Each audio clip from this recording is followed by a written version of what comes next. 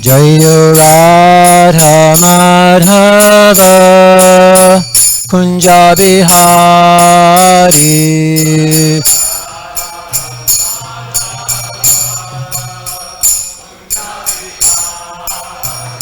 Jayo Radha Madhava Kunja Bihari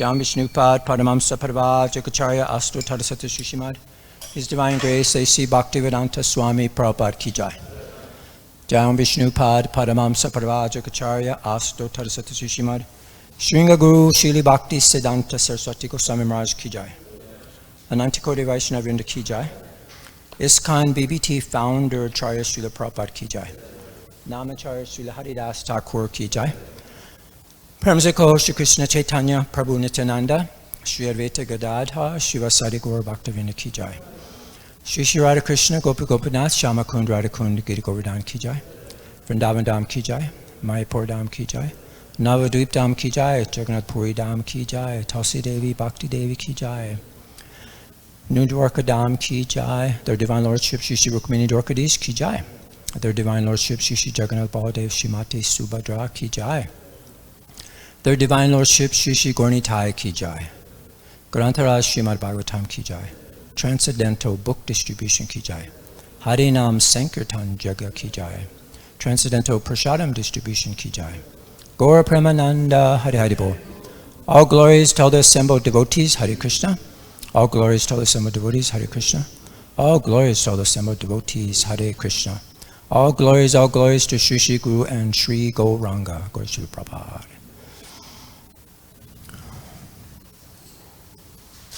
Om Namo Bhagavate Vasudevaya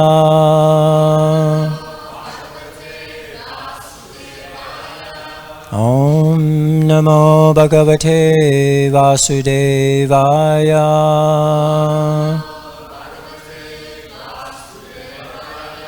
Om Namo Bhagavate Vasudevaya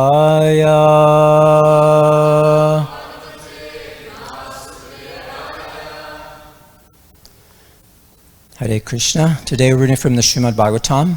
This is the third canto, chapter 22, text number 28. And our topic today is Brahmavarta. This is where Manu, the father and guru of mankind, lives. So since the beginning of creation, there's been beauty, wisdom. It's been there forever. And this is what Swayambhuva Manu, he teaches according to Shastra, by personal example. He's an acharya. Like it says, Mahajana Yena Gata Sapanta, that one should accept whatever path the Mahajans advocate. And there's that nice verse from the 6th canto. It talks about Swayambhu or Narada, Sambhu, Kumara, Kapilo, Manu. Manu means Swayambhuva Manu. So we should follow that path. So let's dive into the verse.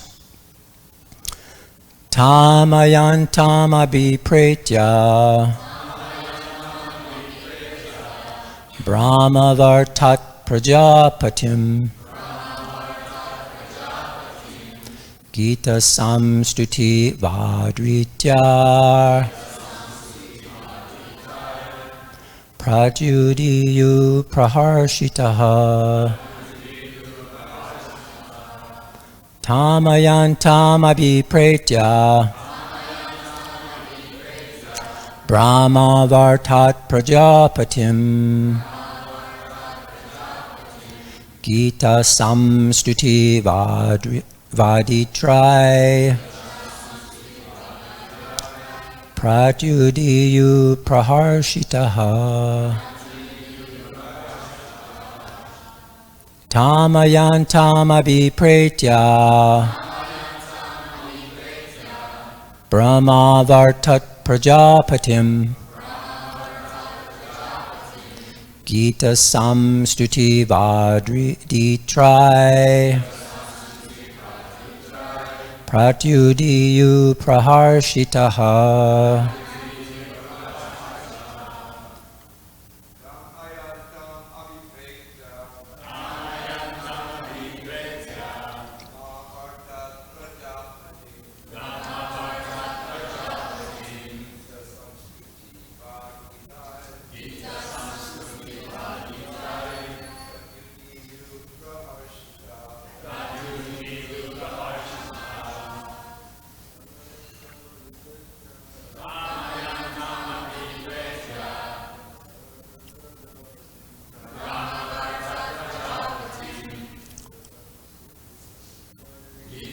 Samsuti Bhakti Try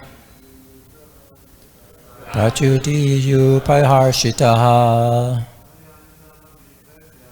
Tamayantama vipretya Brahmavartam prajapatim Gita samstuti vadritrai Pratyudiyu praharsitaha. Tamayantama vipretya Brahmavartat prajapatim Gita samstuti vadritrai Pratyudiyu praharshitaha.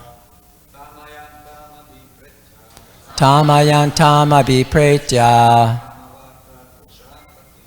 Brahmavartat prajapati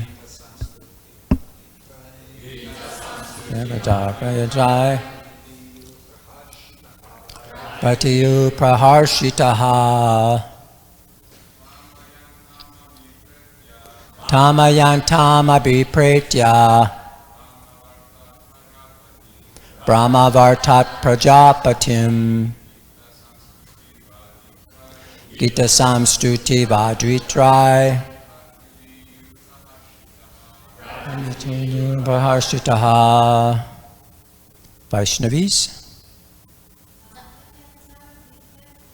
Tamayantama vipretya Brahmavartat prajapatim Gita samstuti varditrai Pratyudiyu praharshitaha. Tamayantama vipretya Brahmavartam prajapatim Gita samstuti vadritrai Pratyudiyu praharshitaha. Tam. Him. Ayantam. Who was arriving. Abhipretya. Knowing of. Brahmavartat.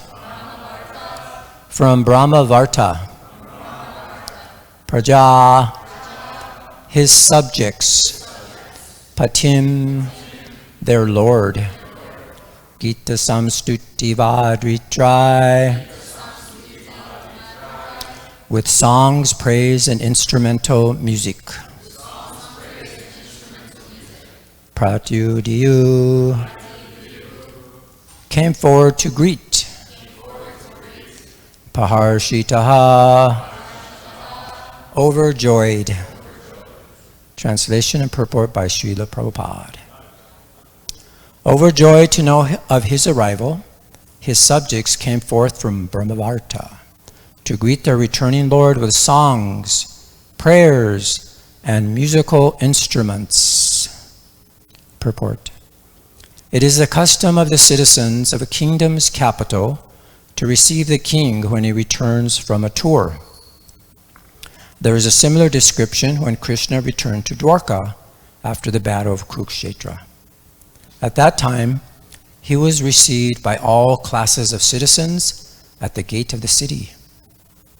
Formerly, capital cities were surrounded by walls, and there were different gates for regular entrance. Even in Delhi today, there are old gates, and some other old cities have such gates where citizens would gather to receive the king. Here also the citizens of Barhishmati, the capital of Brahmavarta, the kingdom of Swayambhuva, came nicely dressed to receive the emperor with decorations and musical instruments.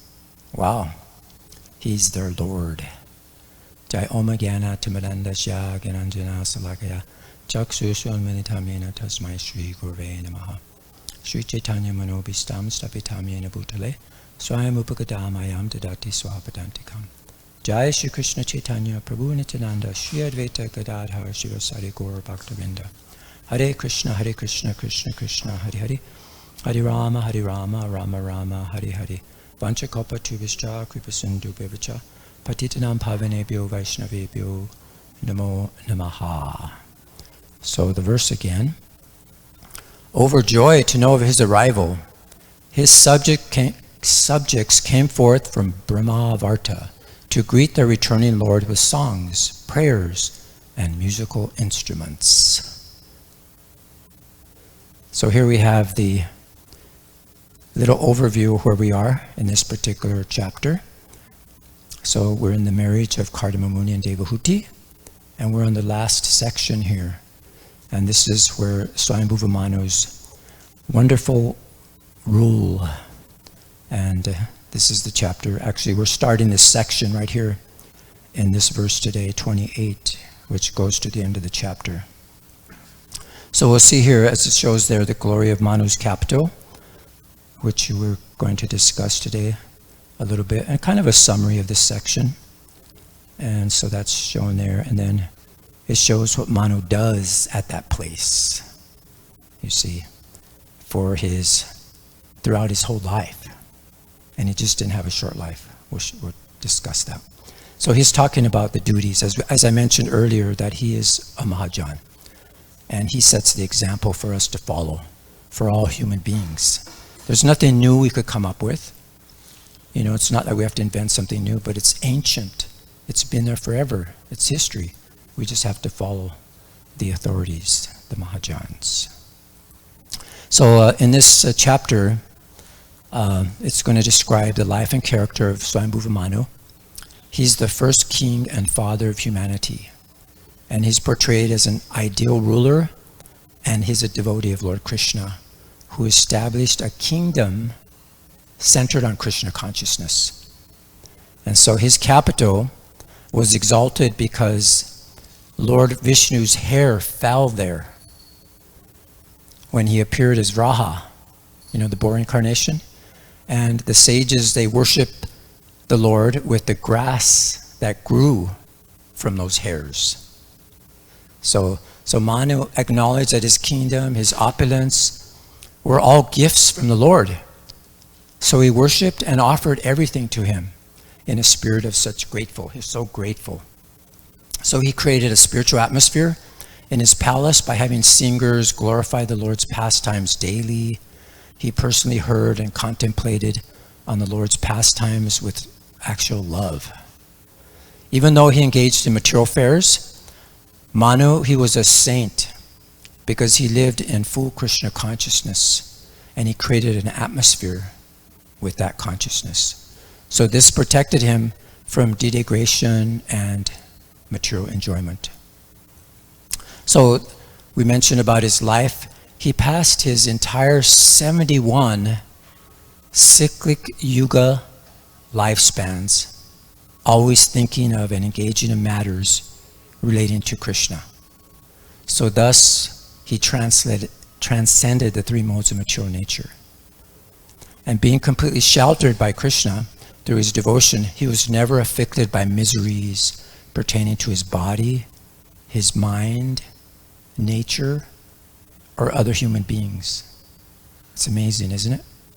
But what is that lifespan? It's like, one yuga is a cycle, consists of 4 yugas, a cyclic yuga. So there's Satya Yuga, Treta, Dwapara, and Kali. So Satya lasts 1,728,000 years, and then Treta is 1,296,000 years. And then Dwapara Yuga is 864,000 years, and then Kali Yuga is 432,000 years. So one full Yuga cycle is 4,320,000 years. And he lived for 71 of those cycles. Can you believe that? So it's 71 times 4,320 is 306,720,000 years. So even though he lived this incredibly long life, his whole duration, he just completely remained Krishna conscious and just constantly engaged in devotional service. It's amazing, huh? So it's so nice.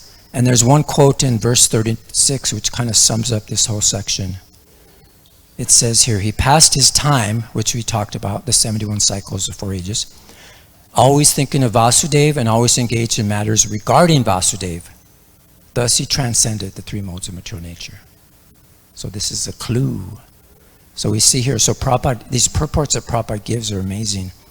And he emphasized that creating a Krishna conscious atmosphere through practices like singing, the Lord's glories, hearing his pastimes, worshiping him, worshiping the deity, despite any material degradation from material engagements and opulence. As we see, the king was so opulent. It enables one to perfect your human life while at the same time enjoying material facilities. So Swayambhuva Mano is a perfect example of that. So we see here these holy places. We just heard from the previous class when Brigupati was talking about this beautiful hermitage where Kardama Muni and Devahuti will be living. And they were appreciated it. It's very beautiful. And even we can see that the Supreme Lord, he also appreciated it because what was going on there, the austerities by Kardama Muni, he was performing these austerities and Krishna appreciated it so much that he shed tears and he created a wonderful lake there. So this is very nice examples of cooperating with not only the instructions of Krishna, but cooperating with each other. Like Kardama Muni and Devahuti were cooperating. Swayambhuva Manu and his subjects, we're going to read about how they cooperated. We will read about the Prachetas, how Krishna was so pleased, not by their austerities for, 10,000 or 100,000 years? But there so many thousands of years. It wasn't that Krishna was just pleased by all those austerities. He was pleased because they got along for that long time. So he was very appreciative. And Srila Prabhupada also said, that you'll show your love to me by how well you cooperate to spread this movement. So we see wherever there's discussion about Krishna, where the temples, where the devotees, they actually love each other and they cooperate. The quality of a temple is the quality of the people that live there. So this is very important. So there's different places where actually Vrindavan pastimes take place. Did you know that? They actually take place in the spiritual world in Goloka. And they also take place in the material world, and that's Gokula. And they also take place where it's created by a pure devotee. So here, Srila Prabhupada created this place. So this is one of those places where the pastimes of Vrindavan take place. And also in a devotee's heart. This is where they take place. So wherever Krishna is the center, that's it, you see. So this is one beautiful place. It's amazing. So peaceful and serene and very appreciative. But now we go to Brahmavarta. This is another place. And this is also considered to be a holy tirtha, a place of pilgrimage. Because it's described in this particular chapter in one of the purports that any place directly connected with the Supreme Lord is called Pitastana. So Barhishmati, the capital of Swayambhuva Manu, it was exalted because the city was very rich in wealth and opulence. But because, as we mentioned, the hairs of Lord Rahadev fell in that very spot. Can you believe that? And so later those hairs grew into green grasses, and then the sages used those grasses to worship the Lord and, appreciate him. So that's described there. So therefore, in this particular section that we summarized in the beginning, Prabhupada says in the purport there, he says, therefore those, this is text 31 actually, therefore those who are in the possession of such valuable facilities must acknowledge their gratefulness to the Lord by worshiping Him and offering what they have received from Him. When such acknowledgement is given either by a family, a nation, or a society, their abode becomes almost like Vaikuntha, and it becomes free from the operation of the threefold miseries of the material world. In the modern age, the mission of Krishna consciousness is for everyone to acknowledge the supremacy of Lord Krishna. Whatever one has in his possession must be considered a gift by the grace of the Lord. Everyone therefore should engage in devotional service through Krishna consciousness. If one wants to be happy and peaceful in his position, either as a householder or citizen or member of human society, one must promote devotional service for the pleasure of the Lord. So Prabhupada mentions it in several places. There's another purport where he says, just to bring the home, the point to home more. In every house, in addition to the singing program, there is an arrangement for Bhagavatam lectures. Prabhupada is referring to that all these houses in Briharspati, where he was living. This is the home of Swayambhuva Manu. Every house, there was Bhagavatam lectures in the evening. Family members would sit down. They'd hold Hare Krishna Kirtan and Bhagavad Gita. They narrate and they enjoy music before going to bed. So the atmosphere created by this Sankirtan movement lives in their hearts, and while sleeping, they also dream of the singing and glorification of the Lord. In such a way, perfection of Krishna consciousness can be attained. This practice is very old. See, it's ancient. It's been happening forever. As learned from the verses of the Srimad Bhagavatam. Millions of years ago, Swayambhuva Manu used to avail himself of this opportunity to live householder life in the peace and prosperity of a Krishna conscious atmosphere.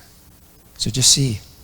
So then, as Prabhupada mentions in the purport, there's a similar description when Krishna returned to Dwarka after the battle of Kurukshetra, and at that time he was received by all classes of citizens at the gate. So you can see this is a beautiful painting that's described there. And if you go to the first canto, that's described very beautifully. There's a quote there. It says, "The inhabitants of Dwarka were regularly accustomed to look upon the reservoir of all beauty, the infallible Lord, yet they were never satiated. The Lord's chest is the abode of the goddess of fortune. His moon-like face is the drinking vessel for eyes which hanker after all that is beautiful. His arms are the resting places for the administrative demigods, and his lotus feet are the refuge of pure devotees who never talk or sing of any subject except his lordship. As the Lord passed along the public road of Dwarka, his head was protected by the sunshine by a white umbrella. White feathered fans moved in semicircles, and showers of flowers fell upon the road. His yellow garments and garlands of flowers made it appear as if a dark cloud were surrounded simultaneously by sun, moon, lightning, and rainbows." So that never happens, right? So that's from the Srimad Bhagavatam. So this is a vivid metaphor. It depicts Krishna's incomparable splendor. It's describing his chest, his arms, so many things. It's just amazing. So, this is like a miraculous confluence of natural phenomena, right? You never see like the sun and the moon out at the same time, and a rainbow, and lightning. So it's Krishna's inconceivable potency to do this. It's amazing, isn't it? So what is it trying to say here is that Krishna's divine beauty and opulence are inexhaustible and beyond material standards. Just as natural phenomena cannot occur simultaneously, Krishna's transcendental qualities defy mundane logic, revealing his supreme inconceivable power. The deepest desire of the devotees is to eternally rally service to the Lord's lotus feet. So just see, also it's hints here, Prabhupada, in this particular section of the first canto. Prabhupada mentions how material objects, they become unattractive over time, but Krishna's transcendental form and qualities are inexhaustible. It never changes. His body is not subject to birth, death, old age, like we are. So everything is beautiful for him, and it's beyond. Everything's like, he's just beyond everything. He's beyond beautiful, he's beyond this, that. So, but even though it's described how there's different levels of devotion, but the most humble devotees are just satisfied just simply to take shelter of Krishna's lotus feet. So as we mentioned, it's just inconceivable how his potency, how he can make all these different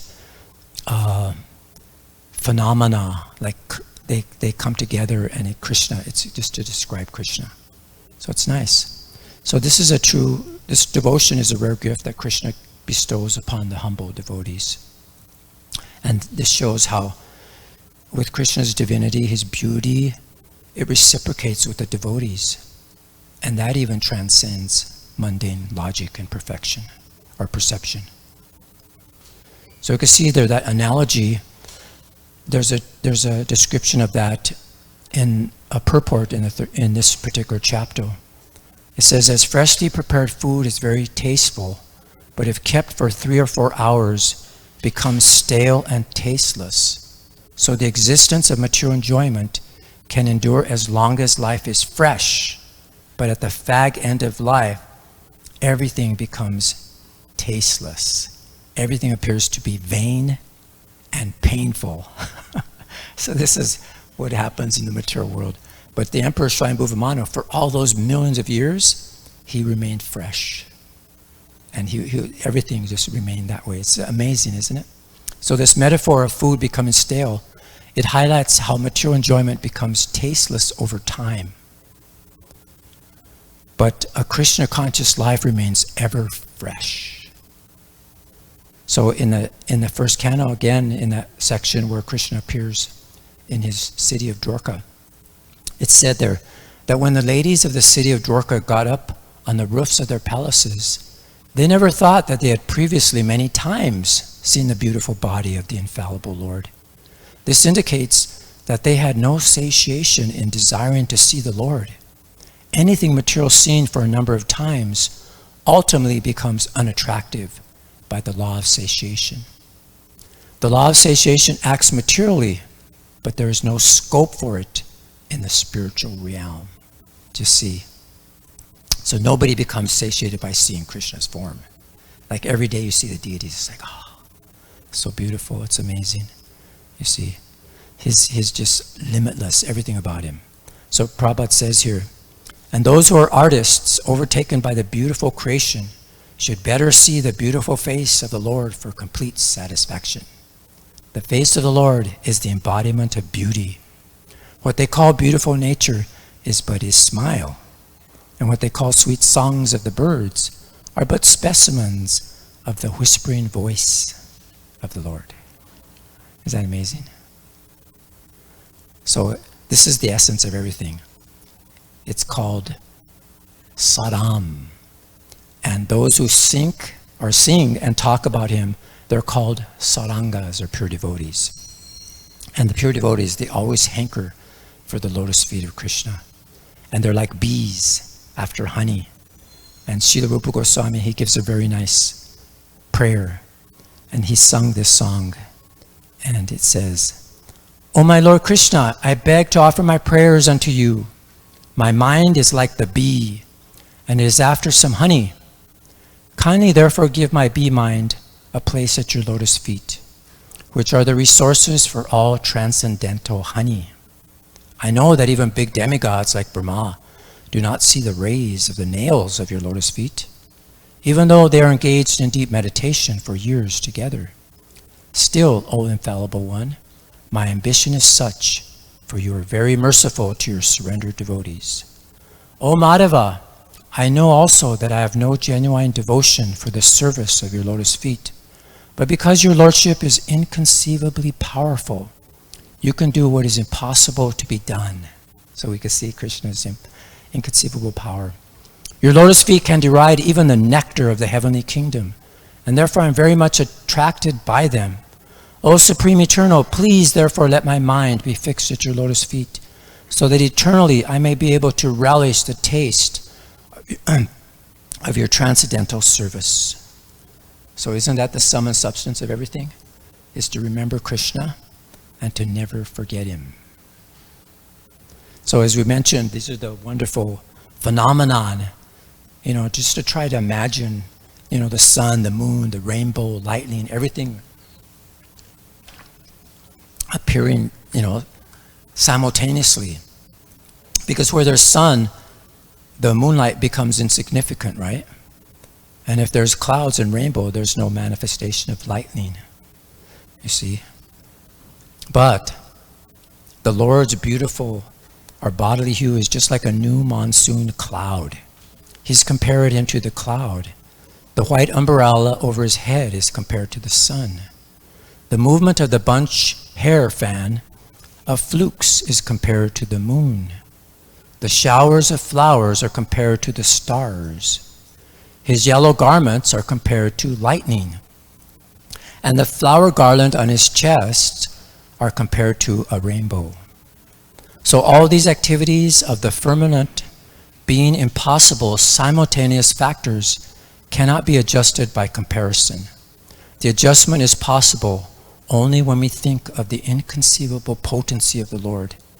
The Lord is all-powerful, and in his presence, anything impossible can be made possible by his inconceivable energy. But the situation created at the time of his passing on the roads of Dwarka was beautiful and could not be compared to anything besides the description of natural phenomena. So how else could we understand Krishna? We just know natural phenomena, right? So we just compare him to lightning, clouds, rainbows. It's like, but he's all those things at once. It's amazing, isn't it? So would you like to hear a little metaphorical poem? It's not by me, okay, so, but I found it says, a cloud of midnight hue, yet touched by sun's bright rays, his face a moonlight venue, draws all eyes in amaze. Strong arms a regal throne, for gods who seek his grace, lotus feet a realm unknown, where devotees find their place. Impossible sights unfold as he strolls Dwarka's street. Sun, moon, rainbow, pure and bold, lightnings flash, flowers sweet. No satiation can arise in gazing on his form, beauty's font that never dries, love's eternal sacred storm. Is that nice? So I'd like to end with a very short video summary for you. And it's about 2 minutes. And just to give you a little summary, and then maybe we'll discuss a little bit at the end. So I'll just play it now. In the very dawn of this cosmic cycle, the capital of Barhishmati shone as the spiritual center of the entire planet Earth. Ruled by Swayambhuva Manu, the first king and father of humanity. Each morning, Swayambhuva awoke to the sweet sounds of royal musicians glorifying the pastimes and qualities of the Supreme Lord. He would sit in meditation, lovingly absorbing these transcendental narrations about Krishna. In the evenings, there were lively discussions on the profound wisdom of India's ancient philosophical texts. Swayambhuva and his whole family immersed themselves in these conversations about devotion to the Lord. In this spiritually charged atmosphere, Swayambhuva lived for an incredible 306 million years.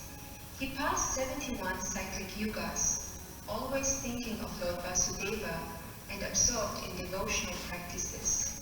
By this constant Krishna consciousness, Swayambhuva transcended all material miseries and attained life's ultimate perfection, pure loving devotion to the Supreme Lord.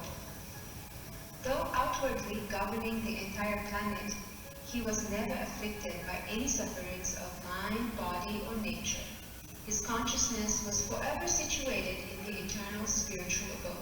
No matter our material circumstances, by cultivating devotion to Lord Krishna through practices like hearing his glories, deity worship, and chanting his holy names, we too can achieve life's highest perfection of pure love for God. Jai.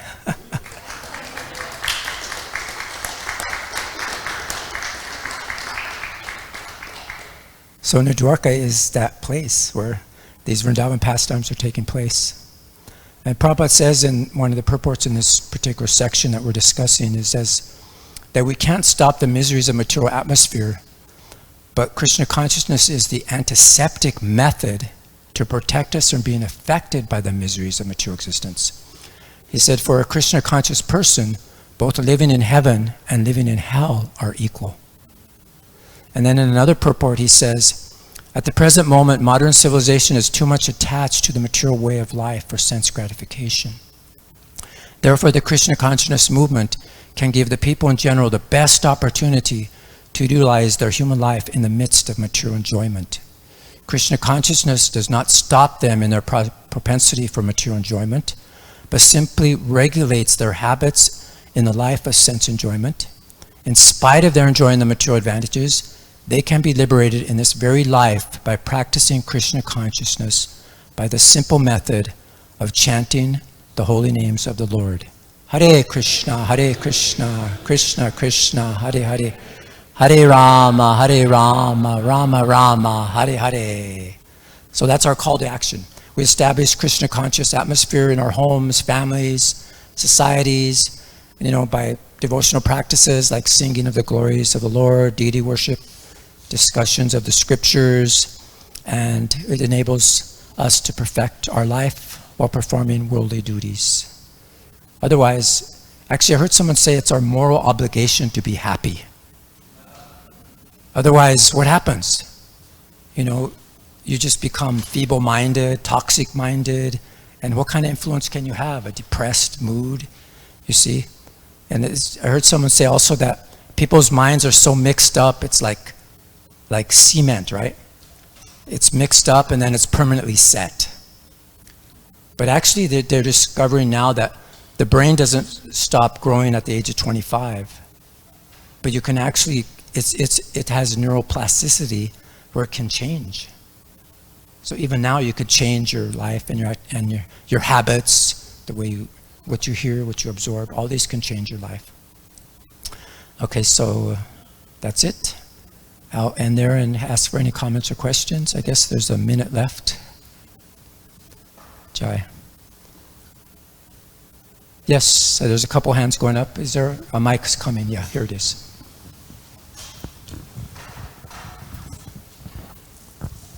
Hare Krishna.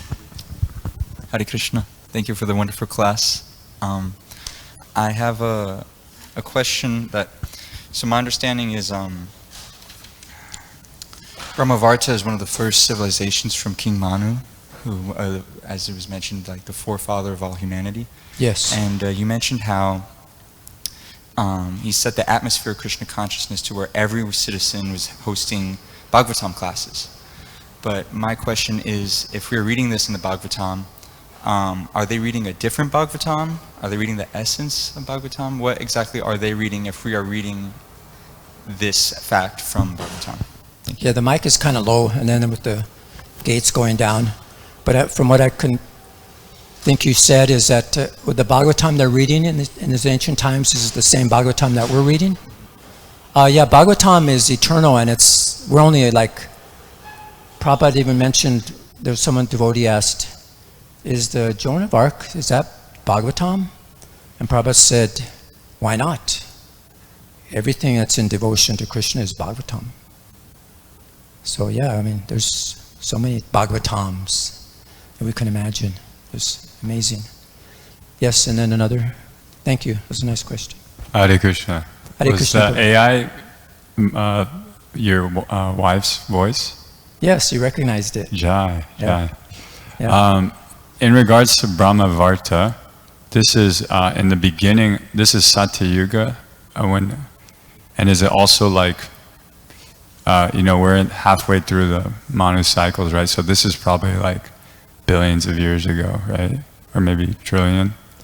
Swayambhuva Manu, I think our Manu is who now? It's different.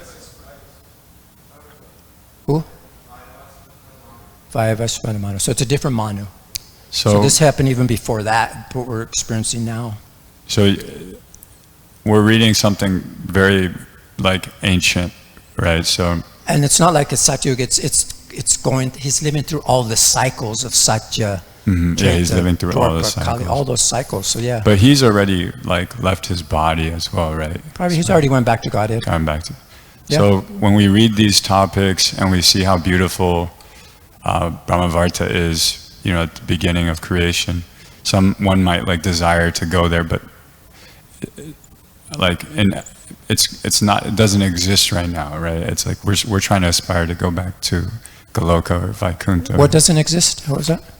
This civilization, currently, the ancient civilization. Like time has already functioned and now wiped. Yeah. Yeah. Well, in the heavenly planets, there's something going on there, but in Kali Yuga, on Earth, it's very much degraded, and we're trying. Prabhupada's trying to revive it. And this is an earthly kingdom, so it's like, you know. Yeah. I see. Yeah. Earth. So I think Archita has something to say. Yes. Manu is a post. Oh yeah. Just like we have the White House, it's occupied by different people periodically, but the White House is still there. So the emperor of the universe is a post. We're speaking about one particular emperor, Swayambhuva Manu, but in this current age, you said we're halfway through the Manu cycle. No, we're halfway through Brahma's life. That's what's mentioned in the Bhagavatam. Yeah. But in each day of Brahma, there's 72 Manus. So the Manu cycle just keeps going on. Yeah. And it's amazing. Maybe not all of them established their capital in the same place, but there is a capital of the current Manu, Vaivasvata Manu, and it just keeps going on. So yes, you can't go back to Swayambhuva Manu's particular spot, but you can visit the home of the current Manu. Just like periodically we see on this planet, people change their capitals. In Brazil, the capital used to be in one place, and then they changed it to another place, but there's still a capital. So there's still a capital of Manu somewhere in the universe. So Kardama Muni, where he lived, it's still there? Kardama Muni, he established his place at Bindu Sarovara, which is that lake on the Saraswati River. So that spot is still there. It may not be visible to human eyes at this moment, just like Vrindavan was covered over for so long, and then Lord Chaitanya had the 6 Goswamis excavate the holy places of Krishna. But the places were there. They just weren't visible to ordinary human vision. Yeah, thank you. Any other comments, questions? Yes, Mother. Thank you for a lovely presentation. I just wanted to mention for the benefit of the newer devotees here that, you know, the AI developed images, they give a kind of idea, but it's not exactly, because it's AI generated, it's not exactly the Vedic. This is more like a Buddhist stuff coming from an impersonalistic philosophy. And the Vedic is much more, like the Vedic city would be much more in harmony. You can see in the paintings that Prabhupada oversaw the difference between the Vedic structures and architecture than that of the AI. And I just wanted to point that out because I think it's actually, you see here, this is a Vedic. The softness and the harmony with all of nature, the complete highest consciousness in creating this. Thank you. Yes, thank you.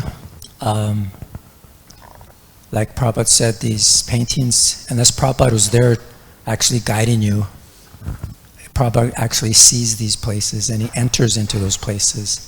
And he could even tell you what's going on in those places, even though you may not see it at that time or understand what's happening there. Even though it's not described even, Prabhupada could explain even more and more.